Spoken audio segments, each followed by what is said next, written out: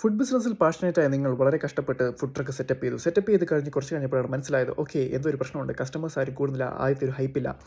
അതിന് ഞാൻ ഐഡൻറ്റിഫൈ ചെയ്ത ചില കാര്യങ്ങളുണ്ട്. ഒന്ന്, നിങ്ങളുടെ മെനു കഥ പറയണം. കാരണം നമ്മൾ ഈ ഫുഡ് ട്രക്ക് ബിസിനസ് ചെയ്യുന്നത് ഒരിക്കലും മലയാളികളെയോ അല്ലെങ്കിൽ ഒരു ഇന്ത്യൻസിനെ ഉന്നം വെച്ചിട്ടല്ല, ഒരു വൈഡർ ഓഡിയൻസിനെ ഉന്നം വെച്ചിട്ടാണ്. വൈഡർ ഓഡിയൻസ് എന്ന് പറയുമ്പോൾ ഇവിടുത്തെ ആൾക്കാർ സ്കൂളുകളിൽ ഫുഡ് എങ്ങനെ എൻജോയ് ചെയ്യണമെന്ന് കൃത്യമായിട്ട് പഠിക്കുന്ന ആൾക്കാരാണ്. അപ്പോൾ അവരെയും കൂടെ കേറ്റർ ചെയ്യുന്ന രീതിയിൽ ചെയ്യുമ്പം നമ്മുടെ ഫുഡിൻ്റെ മെനു ഐറ്റങ്ങൾ ഒരു കഥ പറയണം. അപ്പോൾ അതിൻ്റെ പ്രസൻറ്റേഷൻ വളരെ ഇമ്പോർട്ടൻ്റ് ആണ്.